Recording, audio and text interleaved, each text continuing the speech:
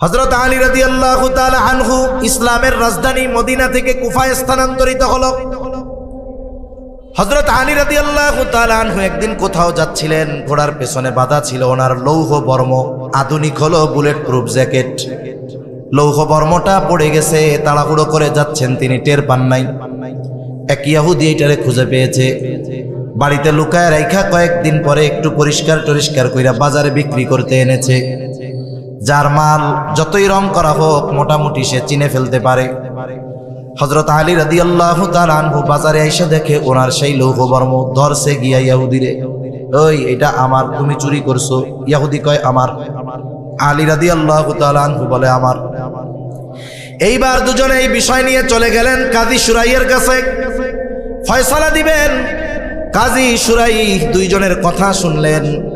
হযরত আলী রাদিয়াল্লাহু তাআলা আনহু বলে এটা আমার, মাল আছে ইহুদির হাতে, আর ইহুদিও বলে আমার। আলী রাদিয়াল্লাহু তাআলা আনহু দাবি করে আমার। এইবার এই দাবির সপক্ষে কমপক্ষে দুইজন সাক্ষী দরকার। কাজী শুরাই বলে, খলিফাতুল মুসলিমিন, এই লৌহ বর্ম যে আপনার, এই ব্যাপারে আপনার সাক্ষী আছে নাকি? বলে হ্যাঁ আছে। নিয়ে আসছে হযরত হাসান রাদিয়াল্লাহু তাআলা আনহুকে আর ওনার একজন গোলামকে, এই যে আমার সাক্ষী এই দুজন। কাজী শুরাই বলতেছে, খলিফাতুল মুসলিমিন, পিতার ব্যাপারে পুত্রের সাক্ষ্য, গোলাম মনিবের ব্যাপারে গোলামের সাক্ষ্য গ্রহণযোগ্য নয়। এইবার উনি হাসান রাদিয়াল্লাহু তাআলা আনহুর ফজিলত বর্ণনা করতেছে। নবীজি বলছে, হাসান হুসাইন রাদিয়াল্লাহু তাআলা আনহুমা এই দুইজন হলো জান্নাতের যুবকদের সর্দার। এই কথাও বলছে, কাজ হয় নাই। শুরাই তার বিষয়ের উপরে অটল, রায় চলে গেছে ইহুদির পক্ষে, খলিফাতুল মুসলিমিনের বিপক্ষে। উনি হাসতেছে, বলে আমার আর কোনো সাক্ষী নাই। এইবার ইহুদি তার লৌহ বর্ম নিয়ে হাঁটা ধরছে। খলিফাতুল মুসলিমিন অন্য বিষয়ে শুরাইয়ের সাথে আলোচনা করতেছে, কারণ বিচার এই পর্যন্ত শেষ। থ্রেট দিচ্ছেন না, জয় মিয়া, আমি খাতুনে জান্নাতের স্বামী, নবীজির চাচাতো ভাই, আমার দুই পোলা জান্নাতের যুবকদের সর্দার, ধর্মিয়া আমি মিথ্যা কথা কই নাকি? আমার বিপক্ষে রায় দিছো? এই সব কোনো কথা নয়। রায় হইছে, বিপক্ষে গেছে, শেষ, আর কোনো কথা নেই। অন্য বিষয় আলোচনা করতেছে। আর ইহুদি চিন্তা করে, হায় রে, এইরকম ন্যায় বিচার করলো, কাইডা রাইখা দিলে আমি কি কিছু কইতাম ডরে? আসলে তো আমি পাইছি। এই যে মনের চিন্তা, ন্যায় বিচার দেখে অন্তরের মধ্যে ইমানের বাতি জ্বলা শুরু হয়ে গেছে, ফিরে আসছে। এসে বলতেছে, খলিফাতুল মুসলিমিন, আসলে এইটা আপনার লৌহ বর্ম।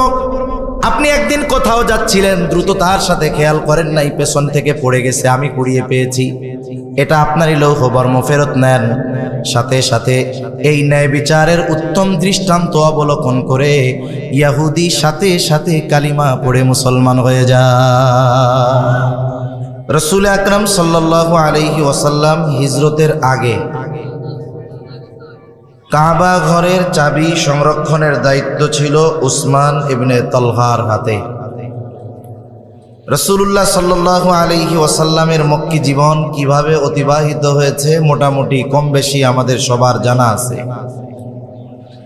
উসমান ইবনে তালহা সোমবার এবং বৃহস্পতিবার এই দুই দিন কাবা ঘর খুলে দিতেন সকলের জন্য। সবাই ওই দিন বাইতুল্লাহর ভিতরে প্রবেশ করতে পারত। সাথে সাথে যদি কারো স্পেশালভাবে যাওয়ার দরকার হতো, ওসমান ইবনে তালহার কাছ থেকে চাবি নিয়ে অথবা তার মাধ্যমে খুলিয়ে এরপরে কাবার ভিতরে প্রবেশ করা লাগতো। হিজরতের পূর্বে রাসূল সাল্লাল্লাহু আলাইহি ওয়াসাল্লাম একদিন কাবা ঘরে ঢোকার ইচ্ছা পোষণ করলেন ভিতরে। ওসমান ইবনে তালহা তখনও তো বেঈমান। রাসূল সাল্লাল্লাহু আলাইহি ওয়াসাল্লামকে সে কাবা ঘরের চাবি দিতে অথবা দরজা খুলে দিতে অস্বীকৃতি জ্ঞাপন করল। সাথে সাথে খুব তুচ্ছ তাচ্ছিল্য তিরস্কার করতেছিল নবীকে সে। হযরত আলী রাদিয়াল্লাহু তাআলা আনহু এটা দেখলেন, ভালো লাগে নাই। ওসমান ইবনে তালহার হাত থেকে চাবি কেড়ে নিয়ে দরজা খুলে দিলেন। রাসূল সাল্লাল্লাহু আলাইহি ওয়াসাল্লাম ভেতরে ঢুকলেন। সাথে সাথে তালহাকে বললেন, তালহা, এই চাবি একদিন আমার দায়িত্বে থাকবে। এই চাবি একদিন আমার দায়িত্বে থাকবে, আমার কাছেই থাকবে এই চাবি। সেই দিন এটার পরিপূর্ণ ব্যবহারের ক্ষমতা, অধিকার আমার হাতেই থাকবে। ওসমান ইবনে তালহা বলতেছেন যে যখন তিনি এই কথাটা আমাকে বললেন, তার কথাটা আমার কর্ণকুহরে প্রবেশ করেছে। শুধু তাই নয়, একেবারে তার কথাটা আমার হৃদয়ের গভীরে পৌঁছে গেছে। আমার মধ্যে চিন্তা ঢুকছে যে মুহাম্মদ যেহেতু এই কথা বলছে, এটা বাস্তবে পরিণত হবে। রাসূল সাল্লাল্লাহু আলাইহি ওয়াসাল্লাম হিজরত করে চলে গেছেন মদিনায়। এরপরে মক্কা বিজয় হলো। রাসূল সাল্লাল্লাহু আলাইহি ওয়াসাল্লামের হাতে কাবা ঘরের চাবি। ওসমান ইবনে তালহা রাদিয়াল্লাহু তাআলা আন ঈমান আইনা ফেলছে। এখন চাবির নিয়ন্ত্রণ নবীজির হাতে। ওই সময়ে দুইটা কাজ খুব সম্মানের মনে করা হতো। এক হলো হাজী সাহেবদেরকে পানি পান করানোর দায়িত্ব, আর এই চাবি বহন করার এই দায়িত্ব, এটা সম্মানজনক দায়িত্ব হিসাবে মনে করা হইত। ওই সময় রাসূল সাল্লাল্লাহু আলাইহি ওয়াসাল্লামের চাচা আব্বাস রাদিয়াল্লাহু তাআলা আনহু, ওনার হাতে এই পানি পান করানোর দায়িত্ব ছিল, আর চাবি উসমান ইবনে তালহার হাতে ছিল। এইবার নবীজির কাছে এই চাবি, কাবা ঘরের চাবি, আল্লাহ তাআলার নির্দেশেই এই চাবি আবার তিনি ওসমান ইবনে তালহার হাতে ফিরিয়ে দিলেন। সাথে সাথে একথাও বললেন, কিয়ামত পর্যন্ত এই চাবি বহনের দায়িত্ব তোমার বংশধরের উপরেই থাকবে। আল্লাহ রাসূল সাল্লাল্লাহু আলাইহি ওয়াসাল্লাম চাবি ফিরিয়ে দিয়েছেন, দায়িত্ব ফিরিয়ে দিয়েছেন। আল্লাহ সুবহানাহু ওয়া তাআলা এই আয়াতের মধ্যে মূলত এই দায়িত্বটাকে আমানত বলে অভিহিত করছেন। মুফাসসিরিনে কিরাম বলেন, যদিও এখানে এই ঘটনাকে কেন্দ্র করে আয়াত নাজিল হয়েছে, তবে সব ধরনের আমানত এর মধ্যে অন্তর্ভুক্ত। আর সাধারণত আমানতদারিতার ক্ষেত্রে আমরা যেটা মনে করি যে লেনদেনের ক্ষেত্রে যেই আমানতদারিতা, একজন আমার কাছে কিছু সম্পদ রাখলো, আমি যথা সময়ে তাকে তার সম্পদ ফিরিয়ে দিলাম, আমি নিজেকে নিজে বড় আমানতদার মনে করি। আবার যে যারটা ফিরিয়ে দিয়েছি সেও মনে করে হুজুর অনেক বড় আমানতদার। কিন্তু এই আয়াতের শব্দের দিকে যদি দেখা হয়, তাহলে বোঝা যায় আমানত শুধুমাত্র একমাত্র লেনদেনের সাথে সম্পৃক্ত বিষয় নয়। আল্লাহ সুবহানাহু ওয়া তাআলা এই আয়াতের মধ্যে আমানত শব্দটা বহুবচন ব্যবহার করেছেন। বহুবচন ব্যবহার করেছেন, আরবিতে একবচন, দ্বিবচন, এরপরে বহুবচন। আর অন্যান্য সব ভাষার মধ্যে একবচন, এরপরে বহুবচন। আল্লাহ তাআলা শব্দটা বলেছেন আমানাত। আমানাত সমূহ হকদারের কাছে ফিরিয়ে দেওয়ার নির্দেশ আল্লাহ তাআলা দিয়েছেন। প্রথমত এই শব্দটাই আমাদেরকে জানিয়ে দেয় যে আমানাত শুধুমাত্র একটা দুইটা জিনিসের মধ্যে নয়, বরং আমানতদারিতার পরিচয় বহু জিনিসের মধ্যেই দিতে হবে। আর এখানে মূলত দায়িত্বটাকে আমানত বলে অভিহিত করা হয়েছে। এই কথাটুকু জেহেনে রাখলে বাকি কথা আশা করি বুঝতে সহজ হবে ইনশাআল্লাহ। তা আল্লাহ তাআলা কি আদেশ দিচ্ছেন? আল্লাহ তাআলা বলেন, ইন্নাল্লাহা ইয়া'মুরুকুম আন তু'আদ্দুল আমানাতি ইলা আহলিহা ওয়া ইযা হাকামতুম বাইনান নাসি আন তাহকুমু বিল আদল। আল্লাহ রাব্বুল আলামিন বলেন, নিশ্চয়ই আল্লাহ তোমাদেরকে আদেশ দিচ্ছেন, নির্দেশ দিচ্ছেন। কি আদেশ, কি নির্দেশ?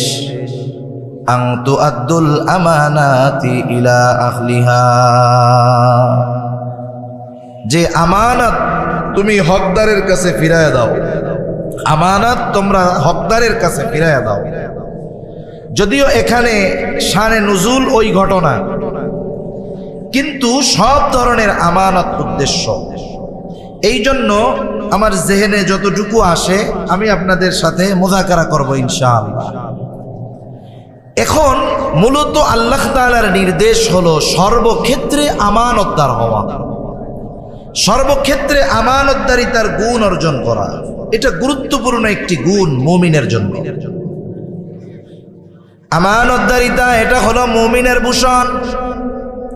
প্রকৃত মুমিন কখনো খেয়ানতকারী হতে পারে না, খেয়ানতকারী কখনো মুমিন হতে পারে না। এই জন্য রাসূল আকরাম সাল্লাল্লাহু আলাইহি ওয়াসাল্লাম খেয়ানত করাকে মুনাফিকের আলামত বলে অভিহিত করেছেন।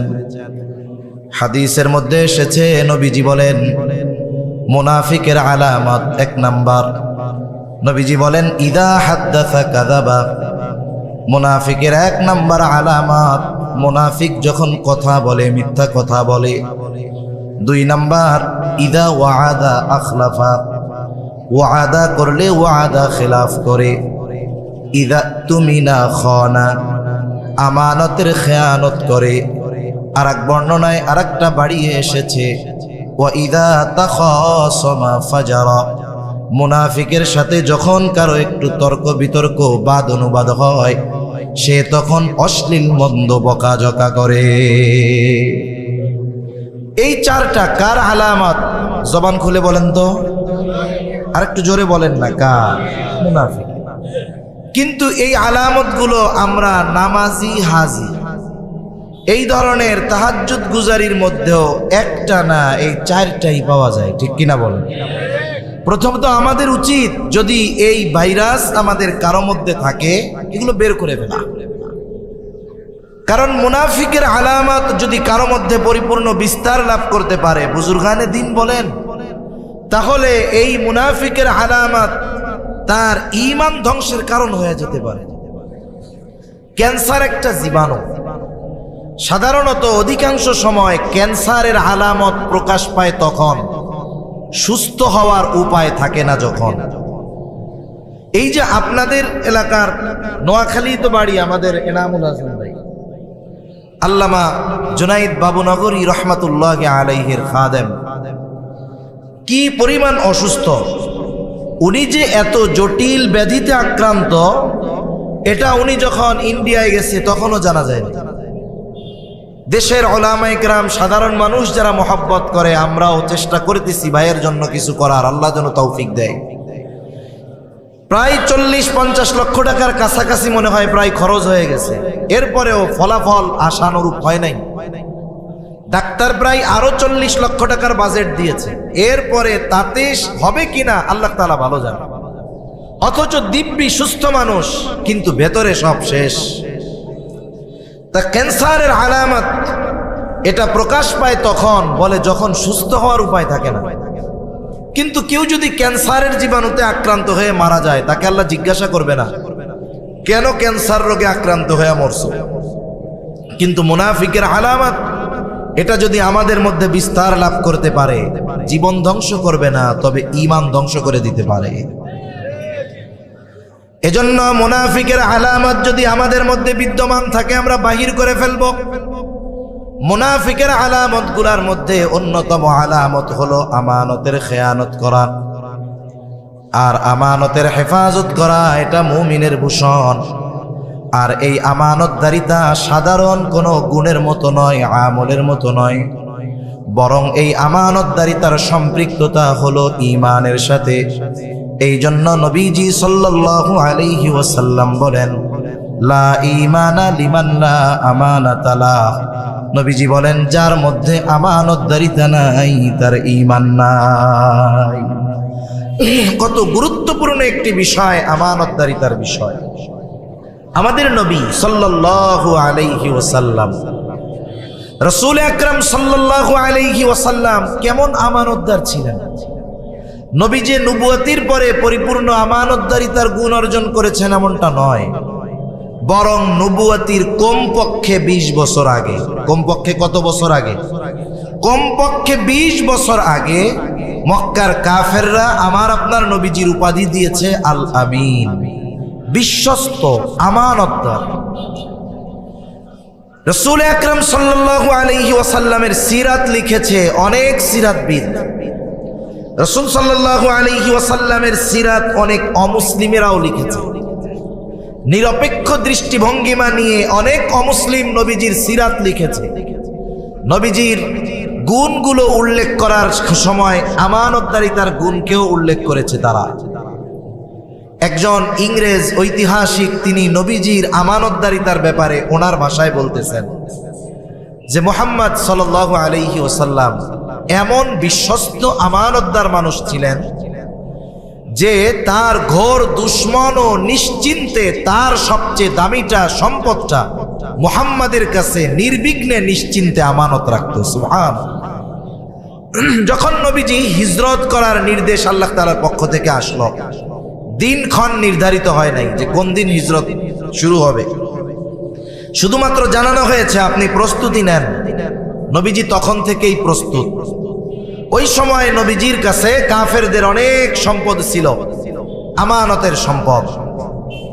কাফেররাও মোটামুটি বুঝতে পারছে অচিরেই মুহাম্মদ সাল্লাল্লাহু আলাইহি ওয়াসাল্লাম মক্কা ছেড়ে চলে যাবে, শত্রু হাতছাড়া হয়ে যাবে। তাহলে একেবারেই চিরতরে শেষ করে দেওয়ার দরকার। কি করা যায়? সব গোত্র থেকে এক একজনকে নির্বাচিত করা হলো নবীজিকে হত্যা করার জন্য। যেই দিন তারা সিদ্ধান্ত নিল আজ রাতে হত্যা করা হবে, ওই দিন আল্লাহ তাআলা নির্দেশ দিলেন, হাবিব আজ রাত্রেই সফর শুরু হয়ে যাবে। কাফেররা নবীজির ঘরের চতুর্দিকে সশস্ত্র অবস্থায় নবীজির ঘর ঘিরে রেখেছে। রাসূল সাল্লাল্লাহু আলাইহি ওয়াসাল্লাম হিজরতের প্রস্তুতি নিচ্ছেন। ঘরের মধ্যে হযরত আলী রাদিয়াল্লাহু তাআলা ওনাকে শোয়া নবীজি সফর শুরু করে দিয়েছেন। কেন? বলে নবীজি যখন হিজরত শুরু করবেন, সফর শুরু করবেন, ওই সময়ও মক্কার কাফেরদের অনেক কিছু নবীজির কাছে সংরক্ষিত ছিল। আমরা হলে কি করতাম? চিন্তা করতাম যাদের সম্পদ আমার কাছে রয়েছে এরাই তো আমাকে হত্যা করতে চায়। যারা হত্যা করতে চায় এদের সম্পদ ফেরত দেওয়ার কি দরকার, এটা নিয়েই চলে যাই। কিন্তু যারা নবীজিকে হত্যার অপচেষ্টা করেছে ওই মানুষগুলোর সম্পদ নবীজির কাছে আমানত, আবার তারাই হত্যা করার জন্য ঘরের চতুর্দিকে ঘিরে রেখেছে। নবীজি তাদের কোনো সম্পদ ফেলে রেখেও যান নাই, নিয়েও চলে যান নাই। হযরত আলী রাদিয়াল্লাহু তাআলা আনহুকে দায়িত্ব দিয়ে গিয়েছেন, আলী যথাযথভাবে সবার সম্পদ সবার কাছে পৌঁছিয়ে দিবা, এরপর তুমি মদিনার উদ্দেশ্যে রওনা হবা। যেখানে তাকে হত্যা করার জন্য সশস্ত্র বাহিনী প্রস্তুত, ওই সময় আমার আপনার নবীজির আমানতদারিতার অবস্থা কেমন ছিল এটা আমরা বলতেছি, বলা সহজ, শুনতেছি, শোনা সহজ, কিন্তু ওই পর্যায়ের আমানতদারিতা অর্জন করা এটা আমাদের জন্য বাস্তবেই অসম্ভব। তাহলে যেই নবী এমন সুন্দর আমানতদারিতার গুণে গুণান্বিত, সেই নবীর উম্মত আমাদেরকেও আমানতদার হওয়ার দরকার আছে না নাই? আমানত কিসের কিসের মধ্যে হয়? এক নাম্বার লেনদেনের মধ্যে হয় আমানতদারিতা। যেহেতু সচরাচর সাধারণত এই বিষয়টা নিয়ে আলোচনা হয়, আমি আর এই বিষয় নিয়ে লম্বা আলোচনা করব না। আমানত হোক আর জামানত হোক, এক কথায় আমার আপনার কাছে কারো হক যদি থাকে, যিনি হক প্রাপ্ত তার মনে যদি নাও থাকে, তিনি যদি ভুলেও যান, আল্লাহ তাআলার নির্দেশ হলো আমাকে নিজ দায়িত্বে তার হক তার কাছে ফিরিয়ে দেওয়া। অনেক সময় অনেকে চালাকিও করে, মনে করেন দোকান থেকে বাকি খাইলো 500 টাকা বাকি, উনি তো একজন, কিন্তু দোকানদারের কাছে তো মানুষ যায় শত শত। 500 টাকা বাকি নিয়ে বলছে যে ভাই খাতায় লেখা রাখেন, দিয়া দি মনে 1 সপ্তাহ পরে। ব্যস্ততায় দোকানদারের খাতার মধ্যে লিখতে মনে নাই, উনি ভুলে গেছে। ব্যস্ততায় ভুলেও গেছে যে ওনার কাছে উনি টাকা পাইতেন। 1 সপ্তাহ পর টাকা দিতে গেছে।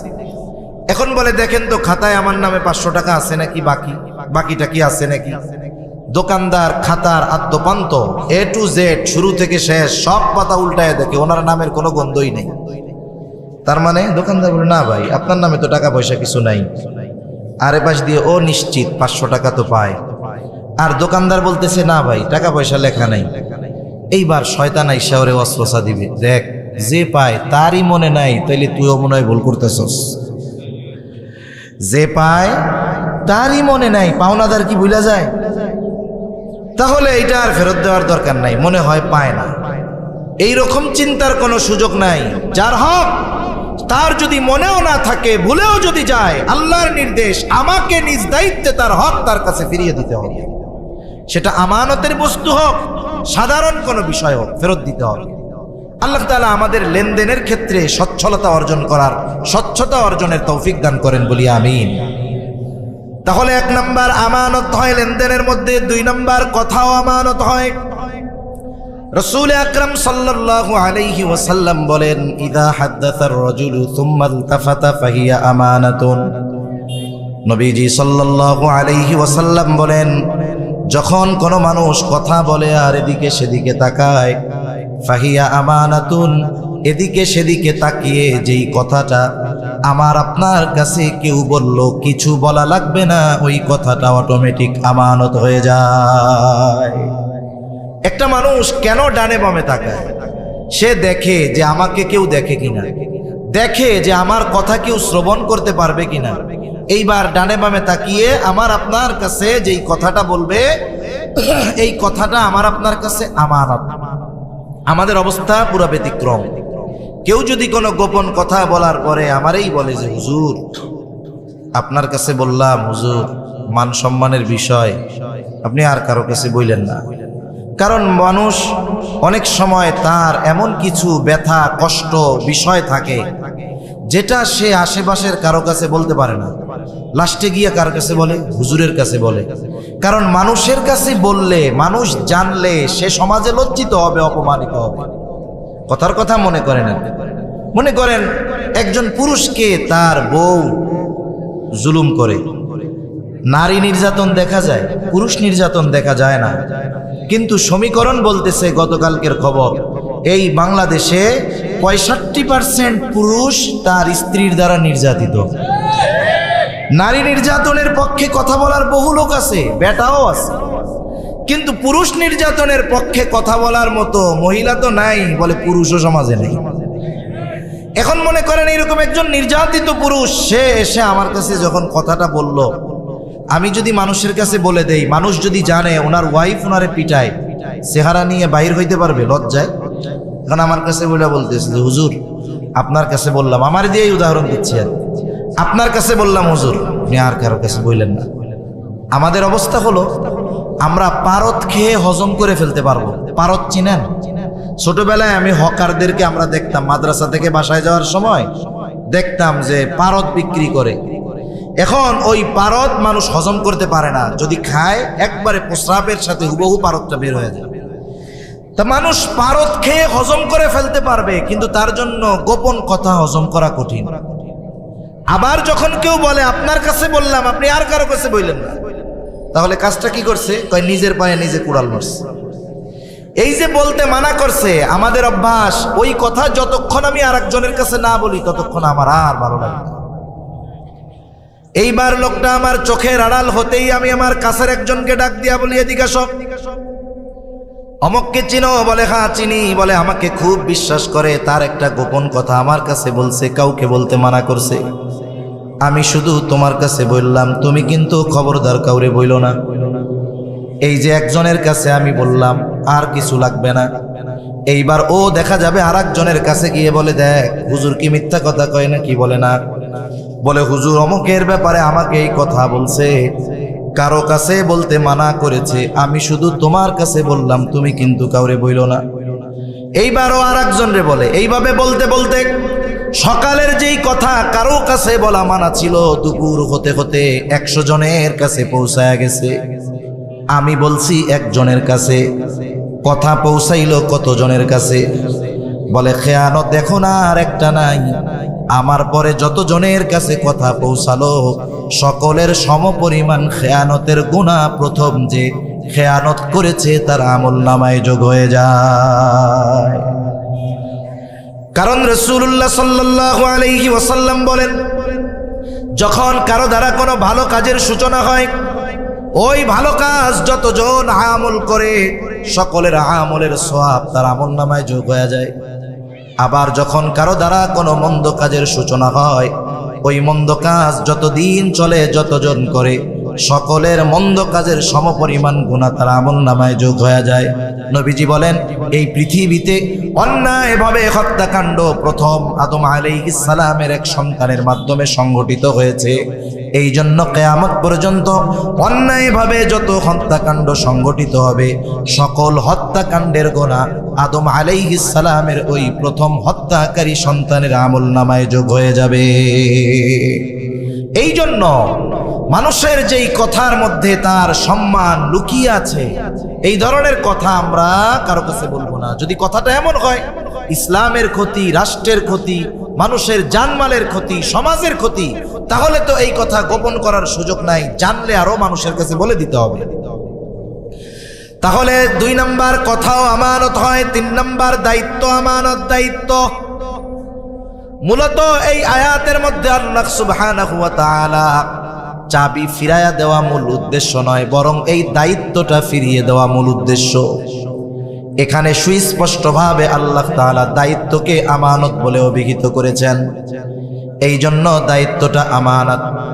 এখন তো এমন এক জামানা, যেই জামানায় মানুষ দায়িত্ব নেওয়ার জন্য প্রতিযোগিতা করে, টাকা দিয়ে দায়িত্ব কিনতে চায়, অস্ত্র মাথায় ঠেকায় দায়িত্ব নেয়, ঘুষ দিয়েও দায়িত্ব নিতে চায়, ঠিক কিনা বলেন? কিন্তু অতীতের মানুষের অবস্থা কেমন ছিল? দায়িত্ব নিতে চাইতো না। এই রকমও ঘটনা আছে যে মজলিসের মধ্যে ওই ব্যক্তির অনুপস্থিতিতে আলোচনা হয়েছে যে রাষ্ট্রীয় এই দায়িত্বটা ওই লোককে দিলে ভালো হয়। ওই মজলিসের মধ্যে যিনি ছিলেন তাদের মধ্য থেকে একজন গিয়া ওই লোককে বলতেছে, ভাই আজকে আলোচনা হয়েছে রাষ্ট্রের এই গুরুত্বপূর্ণ দায়িত্বটা আপনাকে দেওয়া হতে পারে। যেই এই কথা বলছে রাষ্ট্রের দায়িত্ব দেওয়া হতে পারে, বেচারার অবস্থা খারাপ, পেরেশানিতে, চিন্তায়। আলোচনা হয়েছে দেওয়া হতে পারে, যদি দায়িত্ব দিয়ে দেয় তাহলে কি করব?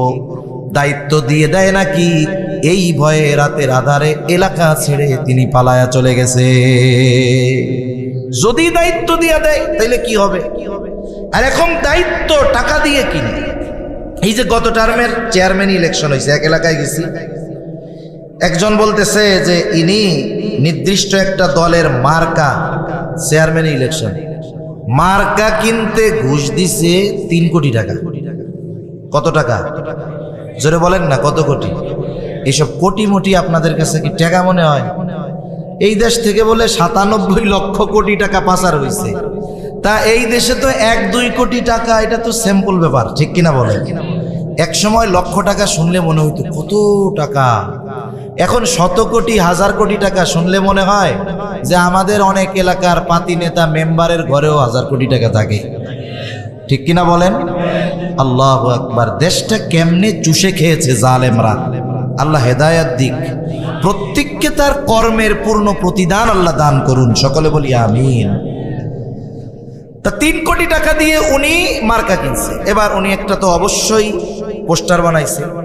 পোস্টারের মধ্যে কি লেখা আছে?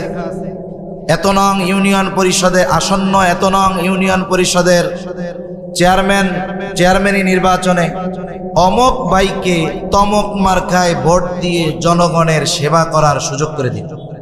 এটাই তো লেখা থাকে, আসন্ন ইউনিয়ন পরিষদ নির্বাচনে অমক মার্কায় ভোট দিয়ে চেয়ারম্যান পদপ্রার্থী অমক ভাইকে জনগণের সেবা করার সুযোগ করে দেন। এখন বলেন তো, যেই লোকটা 3 কোটি টাকা দিয়ে মার্কা কিনতে পারে, জনগণের সেবা করতে ওর কি চেয়ারম্যান হওয়া লাগবে? কোনো দায়িত্ব নেওয়া লাগবে? ওর তো কোনো চেয়ারম্যান মেম্বার কিছু হওয়ার দরকার নাই, আল্লাহ টাকা দিছে এমনিই মানুষের খেদমত করতে পারবে। তার মানে বোঝা গেল দায়িত্বের একটা মজা আছে। ইনি এই যে ঘুষ দিয়ে দায়িত্ব নিচ্ছেন বা অবৈধভাবে দায়িত্ব গ্রহণ করতেছেন, ইমাম আজম আবু হানিফা রহমাতুল্লাহি আলাইহি, ইমাম আজম আবু হানিফা রহমাতুল্লাহি আলাইহিকে খলিফা মনসুর বলছে যে প্রধান বিচারকের আসন খালি, আপনি প্রধান বিচারপতির দায়িত্ব আপনাকে দেওয়া হলো। এক জায়গায় দেখা হয়েছে, একেবারে মানুষের সামনে ওপেনে প্রস্তাব দিয়েছে। ইমাম আবু হানিফা রহমাতুল্লাহি আলাইহি সাথে সাথেই বলতেছে, অপারগতা প্রকাশ করছে, এই দায়িত্ব আমি নিতে রাজি নাই। দায়িত্ব দিছে কে? খলিফা, সবার সামনে। আর উনি সবার সামনেই বলতেছে এ দায়িত্ব আমি নিব না। খলিফার আত্মমর্যাদায় লাগছে, আমি বলছি দায়িত্ব নিতে, আমার মুখের উপরে আমার প্রস্তাব ফিরাইয়া দিল। রাগ উঠে গেছে। কারণ মানুষ চেয়ারে বসলে মানুষের মেজাজের পরিবর্তন হয়। পুলিশ যখন ঘরে থাকে বউর সাথে চোখ উঠায় কথা কয় না, কিন্তু যখন খালি ওর ইউনিফর্ম পরে বাবা আগুন বাইর হয় শরীর দিয়া। ইউনিফর্মের একটা প্রভাব আছে, পোশাকের প্রভাব আছে, পদ পদবীরও প্রভাব আছে। চিন্তা করছে আমি খলিফা, আমার প্রস্তাব ফিরাইয়া দিছে, হাতে সব সময় চাবুক থাকে, লাঠি থাকে, চাবুক দিয়া ইমাম আবু হানিফার গায়ে বাড়ি একটা মেরে দিছে জোরে, রাগে। মোল্লা মানুষ আর কি বলবে, কিছু কয় নাই, গেছে গা, সেও রাজদরবারে চলে গেছে। খলিফা মনসুরের চাচা জানতে পেরেছে মনসুর এই কর্ম করেছে। খলিফা মনসুরকে চাচা বলতেছে, মনসুর কাজটা কিন্তু ভালো করো নাই, ইমাম আবু হানিফার কাছে ক্ষমা চাও, কাজটা ভালো করো নাই। চাবুক দিয়ে আঘাত যখন করেছে তখন ছিল রাগান্বিত অবস্থায়, এখন তো রাগ নাই, এখন ক্ষমা চাইতে যাবে লজ্জা লাগতেছে, কিন্তু চাবুক দিয়া বাড়ি যখন মারছিল তখন ছিল রাগ। এখান থেকে আমাদের জীবনের মূলনীতি গ্রহণ করতে হবে। একটা বিষয় মনে রাখবো, রাগান্বিত অবস্থায় কখনো চূড়ান্ত সিদ্ধান্তে আমরা যাব না। রাগান্বিত অবস্থার সিদ্ধান্ত অধিকাংশ সময় পরবর্তী হায়াত আফসোস করার কারণ হয়। আমাদের গ্রাম অঞ্চলে বেশি হয়, অনেক জায়গায় খোঁজ পাওয়া যায় যে স্বামী স্ত্রী দ্বন্দ্ব কইরা দুইজনের মধ্যে তালাক দেওয়া দেই হয়ে গেছে গা। তুচ্ছ বিষয়কে কেন্দ্র করে বড় ঝগড়া হয়, এক সময় দুজনের মধ্যে বিবাহ বিচ্ছেদ হয়ে যায়।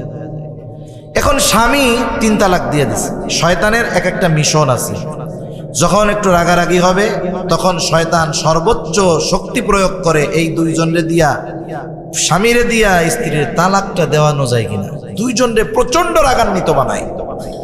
মহিলা তালাক চায়, বেটারে শয়তান এসে কয় দে দে, কত বড় সাহস।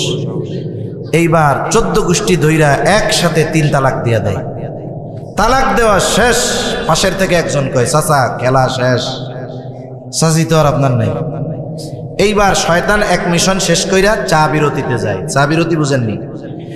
এইবার নতুন মিশন নিয়ে আসে, এবার হলো মোহাব্বতের খাজানা নিয়ে আসে। স্ত্রীর মধ্যে স্বামীর মোহাব্বত, স্বামীর মধ্যে স্ত্রীর মোহাব্বত ঢুকায় দেয়। এত মোহাব্বত, দৌড়ে হুজুরের কাছে চলে আসছে, হুজুর কাজ তো শেষ, কি হয়েছে? আমি তো এই কাজ করে ফেলছি। হুজুর কে তালাক দিছো কেন? হুজুর রাগের ঠেলায় দিছি। কেউ কি খুশি হইয়া তালাক দেয় নাকি? তালাক তো রাগ হইয়াই দেয়, ঠিক কিনা বলেন? এই যে তখন আমাদেরও সমাজের মানুষেরও কিছু করণীয় আছে। গ্রামে স্বামী স্ত্রীর যখন দ্বন্দ্ব হয়, দেখা যায়, আমরা ছোটবেলায় দেখছি তো, কিছু মহিলা পুরুষ তাদেরকে 4 দিক ধরে ঘিরা রাখে, বল খেলা দেখার মতো। কিছু কয় না, খালি দেখে গোল হয় কখন। বল খেলা যখন হয় তখন সবার নজর বলের দিকে থাকে। যে যেই দলের লোক, ওই পক্ষের প্লেয়ার যদি গোল দিয়া দেয়, দেখবেন 80 বছরের বুড়া মানুষও 1 লাফ দিয়ে 5 হাত উঠে বলে গোল, বলে কি বলে না। এর আগে কিন্তু সব চুপ, একেবারে টান টান উত্তেজনা বিরাজ করতেছে। ওই যে স্বামী স্ত্রীর ঝগড়াও যখন টান টান উত্তেজনা বিরাজ করতেছে, গোল হওয়ার পূর্ব মুহূর্তে সবাই তাকায়, এই বুঝি গোল হয়, মানে এই বুঝি তালাক দেয়। এখন বলেন, এই গোল দেখার আশায় না থেকে মহিলারা যদি মহিলাকে টাইনা ওই পুরুষের চোখের আড়ালে নিয়ে যাইতো, পুরুষরা যদি পুরুষকে ধরে চোখের আড়ালে নিয়ে যাইতো, দুজন যখন দুজনের সামনে থেকে সরতো, আশা করা যায় রাগটা কমতো, বিবাহ বিচ্ছেদের মতো ঘটনাটা ঘটতো না। এজন্য এই ধরনের কাজে আমাদেরও কিছু ভূমিকা রাখা দরকার আছে। রাগ আসলে কি করতে হবে? ইসলামের যে দিক নির্দেশনা, দাঁড়ানো থাকলে বসে পড়তে হবে, বসে থাকলে শুয়ে পড়েন, গড়াগড়ি দেন মাটির সাথে, ওযু করেন, নামাজে দাঁড়ায় যান, সাথে সাথে আশা করা যায় রাগ ঠান্ডা হয়ে যাবে। তাহলে মূল কথা কি? রাগান্বিত অবস্থায় আমরা কোনো সিদ্ধান্ত নিব না। খলিফা মনসুর রাগান্বিত অবস্থায় চাবুক দিয়া বাড়ি মারছে, এখন তো রাগ নাই, ক্ষমা চাইতে লজ্জা লাগতেছে। আবার কাজটা কেমন হয়ে গেল এই জন্য আত্ম অনুশোচনায় ভুগতেছে। সে নিজে না গিয়া তার একজন বিশ্বস্ত মানুষকে ইমাম আবু হানিফার কাছে পাঠায়া দিল। 1 থলে স্বর্ণ মুদ্রার সাথে দিয়া দিছে। বলতেছে, ইমাম আবু হানিফাকে গিয়ে বলবা যে আমি এই আচরণের জন্য লজ্জিত, ব্যথিত, দুঃখিত, এবং আমার পক্ষ থেকে তার কাছে ক্ষমা চায়া নিবা। সাথে সাথে আমার পক্ষ থেকে এই 1 থলে স্বর্ণ মুদ্রা তাকে হাদিয়া প্রদান করবা এবং এটাও বলবা আপনি যদি খলিফার দেওয়া এই হাদিয়া গ্রহণ করেন তাহলে খলিফা সুনিশ্চিত হবে যে আপনি তাকে ক্ষমা করে দিয়েছেন। এইবার ওই লোক গেছে ইমাম আবু হানিফার কাছে, যে বলতেছে খলিফা লজ্জিত, তার ওই আচরণের জন্য মাপ চাইছে। ইমাম আবু হানিফা রহমাতুল্লাহি আলাইহি নববী গুণে গুণান্বিত, উনি বলছে ঠিক আছে মাফ করে দিলাম, মাফ করে দিস। এখন ওই যে শর্ত 1 থলে স্বর্ণ মুদ্রা, বলে এটা হাদিয়া দিছে, আপনি নিলেই তবে উনি নিশ্চিত যে আপনি মাফ করছেন। ইমাম আবু হানিফা হাদিয়া গ্রহণে অস্বীকৃতি জ্ঞাপন করলেন। বাস্তবতা হলো হাদিয়ার নামে অনেক কিছুই আমার আপনার কাছে আসতে পারে, হাদিয়া হলেই সেটা গ্রহণ করা যাবে না। আপনি আমি যদি সুনিশ্চিত হই এই লোকটা চুরি কইরা টাকা পয়সা আইনা আমারে হাদিয়া দিতেছে, মোটা অঙ্ক দেখে হাদিয়া গ্রহণ করা যাবে না। আমি তো সুনিশ্চিত এটা চুরির মাল। বলেন তো, চোর চুরি কইরা আইনা যদি হাদিয়া দেয় তাহলে সেটা গ্রহণ করা যাবে নাকি? ইমাম আবু হানিফা হাদিয়া গ্রহণ করেন না, বলে ফেরত নিয়ে যাও, মাফ করে দিস। বলে আপনি হাদিয়াটা গ্রহণ করেন। ইমাম আবু হানিফা এবার জিজ্ঞাসা করে, তোমার খলিফা এত স্বর্ণ মুদ্রা হাদিয়া দিল, পাইল কোথায়? এটা কি ওনার ব্যক্তিগত সম্পদ নাকি? বলে ওনার ব্যক্তিগত সম্পদ কোথায়? উনি এটা রাষ্ট্রীয় কোষাগার থেকে দিয়েছেন। ইমাম আবু হানিফা বললেন না, এটা ফেরত নিয়ে যাও। লোকটা আরো জোরাজুরি করে, বলে আপনি এটা রেখে দেন, আপনি ব্যয় না করেন, অসুবিধা নাই, আপনি অন্যান্য মানুষদেরকে এগুলো দিয়ে দিয়ে, আপনার ব্যবহারের দরকার নাই, আপনি দিয়ে দেন। ইমাম আবু হানিফা এবার বলে, তোমার কাছ থেকে এটা রাখবার পর আমি নিজের জন্য ব্যয় করলাম নাকি অন্য কাউকে দিয়ে দিলাম, বিষয়টা এমন হবে না। বরং তোমার খলিফা জানবে, মানুষের কাছে বলবে আমার দেওয়া হাদিয়া ইমাম আবু হানিফা গ্রহণ করেছে। তুমি তো এইটা তাকে ফেরত দিবাই, সাথে গিয়ে বলবা এই যে খেলাফ খলিফার দায়িত্ব পালনার্থে রাষ্ট্রীয় কোষাগার থেকে তাকে যেই সম্মানী ভাতা দেওয়া হয়, এই সম্মানী ভাতার বাইরে 1টা টাকা ব্যক্তিগত কাজে ব্যবহার করার অধিকার তার নাই। সে যদি করে তাহলে খেয়ানত করা হবে, সে যদি করে দায়িত্বের খেয়ানত হবে, মানুষের হক নষ্ট। কঠোর ভাষায় কইয়া দিচ্ছে। এইবার ওই লোক দীর্ঘ সময় ধরে তেলাতেলি করতেছে, তো সেও বিরক্ত। খলিফার কাছে গিয়ে একেবারে সুন্দর মতো মিথ্যা কথার রস লাগায়া খলিফার মেজাজ আরো গরম বানাইছে। বাস্তবতাও তো তাই। বলেন তো, এদেশের রাষ্ট্রপতি যে, তার একটা ভাতা আছে না নাই? প্রধানমন্ত্রীর ভাতা আছে না নাই? যখন মন্ত্রীরা থাকে তাদেরও ভাতা আছে, এমপির ভাতা আছে, চেয়ারম্যান, উপজেলা চেয়ারম্যান, মেম্বার, ওয়ার্ড মেম্বার, সবার ভাতা আছে। এই ভাতার বাইরে 1টা টাকা ব্যক্তিগত কাজে ব্যবহার করার ক্ষমতা কারো নাই। খেয়ানত কত বড় হয়, দায়িত্ব যত বড় হয় খেয়ানত তত বড় হয়। পরিমাণ একই থাকবে, কিন্তু দায়িত্বের চেয়ারের পরিবর্তনের কারণে খেয়ানতের পরিধি সুবিশাল হয়ে যায়। যেমন অনেক সময় বিভিন্ন এলাকায় ওয়ার্ডের জন্য, গরিব মানুষের জন্য গম আসে না? মনে করেন এক ওয়ার্ডে এক মেম্বারের কাছে 100 জন মানুষের জন্য গম দেওয়া হয়েছে। এই গম বন্টন হয় নাই, সব এক জায়গায় স্তূপ করা আছে। বলেন তো, ওই যে গমের প্রতিটা দানার মধ্যে হক কতজনের আছে বলেন তো? কারণ এটা এখনো বন্টন হয় নাই। মেম্বার যদি একটা গম চুরি করে, হক নষ্ট করবে কতজনের?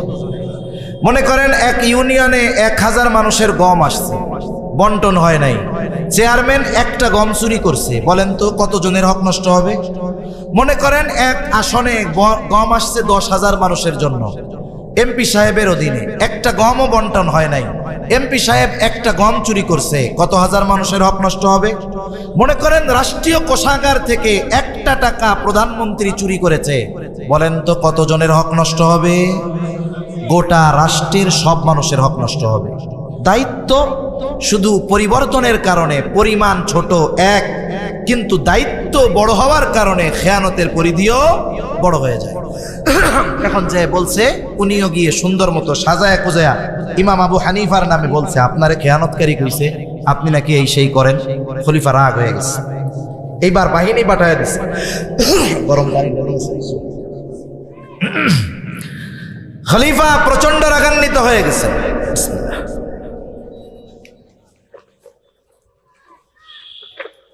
আলহামদুলিল্লাহ। এইবার বাহিনী পাঠায় দিছে, আমাকে এত বড় কথা আটকে ফেলো জেলখানায়। ইমাম আবু হানিফাকে জেলখানার মধ্যে আটকিয়ে দেওয়া হলো। ঐতিহাসিকেরা লিখতেছে কত জুলুম, কত অত্যাচার ইমাম আবু হানিফার উপর। চাবুক দিয়ে আঘাত করা হতো আর বলা হতো প্রধান বিচারকের দায়িত্ব যদি নেওয়া হয় ছেড়ে দেওয়া হবে। ইমাম আবু হানিফা জালেমের চাবুকের আঘাত সহ্য করেছেন, তবুও প্রধান বিচারকের দায়িত্ব নেন নাই। ঐতিহাসিকদের থেকে দুইটা মত পাওয়া যায়। একটা হলো যখন তাকে তার অবস্থান থেকে জালেমরা অটল নড়াতে পারে নাই, টলাতে পারে নাই, খাবারের সাথে বিষ প্রয়োগ করে শহীদ করে দেওয়া হলো। আর এক বর্ণনায় আসছে যখন তিনি প্রচন্ড অসুস্থ হয়ে গেছেন, ওনাকে গৃহবন্দী করে ফেলা হলো, বাড়িতে পাঠিয়ে দেওয়া হলো। ওই অবস্থায় ইমাম আবু হানিফা রহমাতুল্লাহি আলাইহি ইন্তেকাল করেন। ওনার শাগরেদ ছাত্ররা জিজ্ঞাসা করতেছে, ওস্তাদ এই দায়িত্ব গ্রহণ করার জন্য কত জুলুম, কত অত্যাচার আপনার উপর, অথচ ওই সময় যদি প্রধান কাজী, প্রধান বিচারকের দায়িত্ব পালন করার পূর্ণ যোগ্যতা সম্পন্ন ব্যক্তি গোটা দুনিয়ার মধ্যে একজন থাকতো, ওই একজন ব্যক্তি হতেন ইমাম আজম আবু হানিফা। এত জুলুম অত্যাচার সহ্য করেছেন, তবুও আপনি দায়িত্ব নিলেন না, কারণ কি? আবু দাউদের বর্ণনা, নবীজি সাল্লাল্লাহু আলাইহি ওয়াসাল্লাম বলেন, তোমাদের কাউকে যখন কোনো সরকারি বা রাষ্ট্রীয় দায়িত্ব দেওয়া হয়, কেউ যদি ওই দায়িত্বের সুচ পরিমাণ খেয়ানত করে, সুচ পরিমাণ, নবীজি বলেন ওই ব্যক্তি কিয়ামতের দিন খেয়ানতের বোঝা নিয়ে আল্লাহ তাআলার সামনে হাজির হবে।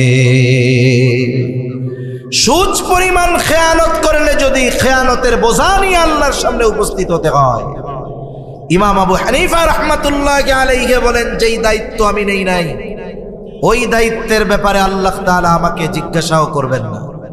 কিন্তু দায়িত্ব নেওয়ার পরে যদি দায়িত্বের কোনো ত্রুটি হয়ে যায়, কিয়ামতের দিন আল্লাহ তাআলার সামনে আমাকে জবাবদিহিতার কাঠগড়ায় দাঁড়ানো লাগবে। এই ভয়ে ইমাম আবু হানিফা চাবুকের আঘাত সহ্য করেছেন, তবুও দায়িত্ব নেন। কিন্তু আমরা এখন দায়িত্ব নেওয়ার প্রতিযোগিতা করি। দায়িত্ব সরকারি হোক, বেসরকারি হোক, বড় হোক আর ছোট হোক, প্রত্যেকটা দায়িত্ব আমাদের উপরে আমানত। কেউ যদি ওই দায়িত্বের অবহেলা করে ইচ্ছাকৃতভাবে, এবং ওই দায়িত্বের বিপরীতে তার জন্য যদি কোনো সম্মানী বা পারিশ্রমিক থাকে, দায়িত্বে অবহেলা করে যদি পারিশ্রমিক পরিপূর্ণ গ্রহণ করে, নিঃসন্দেহে সে খেয়ানতকারীদের অন্তর্ভুক্ত। এজন্য দায়িত্ব আমানত। 4 নাম্বার, সময়ও কিন্তু আমানত হয়।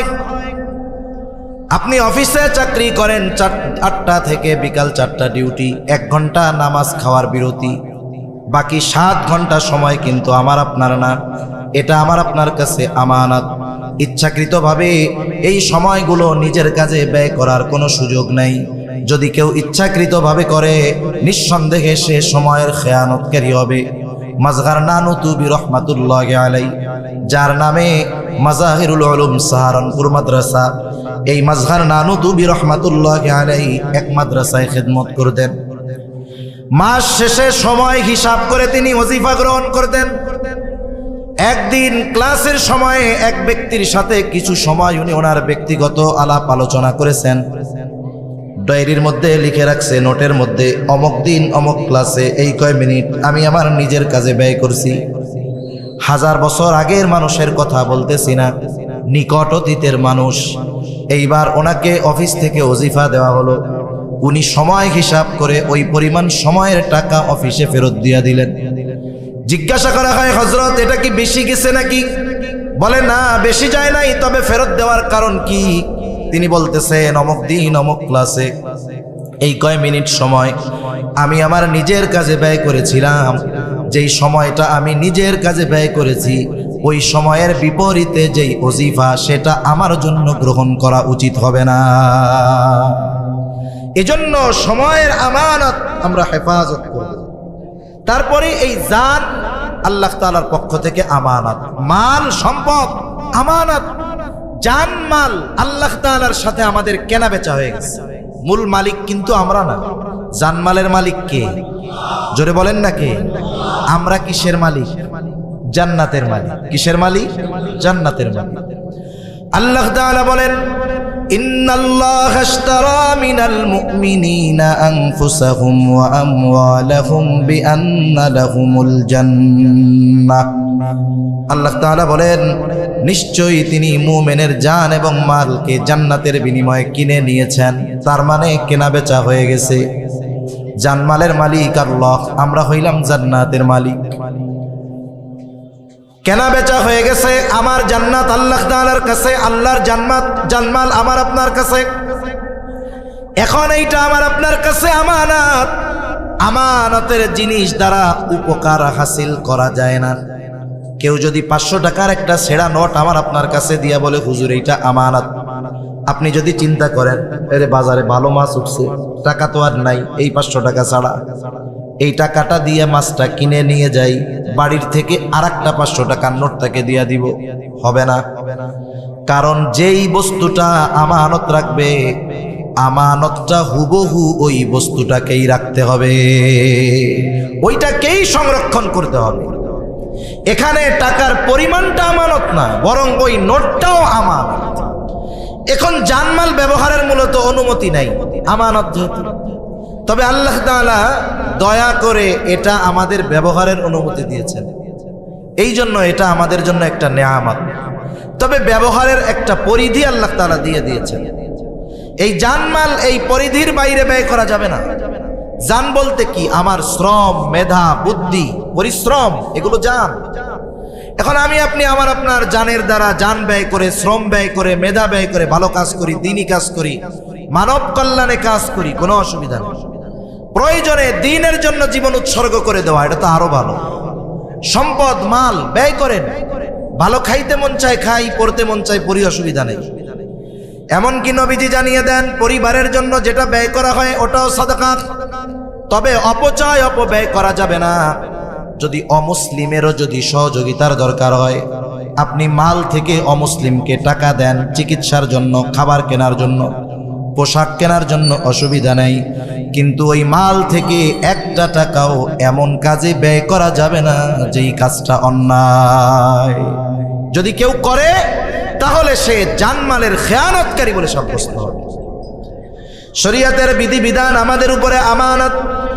আল্লাহ তাআলা কোরআনুল কারীমের মধ্যে বলেন, ইন্না আরাদানাল আমানাতা আলাস সামাওয়াতি ওয়াল আরদি ওয়াল জিবাল ফাআবাইনা আন ইয়াহমিলনাহা ওয়া আশফাকনা মিনহা ওয়া হামালাহাল ইনসান। আল্লাহ তাআলা বলেন, আমি এই আমানত আসমানের কাছে, জমিনের কাছে, পর্বতের কাছে পেশ করলাম। তারা প্রচন্ড ভীত সন্ত্রস্ত হয়ে গেল, এই আমানত বহনে অস্বীকৃতি জ্ঞাপন করলো।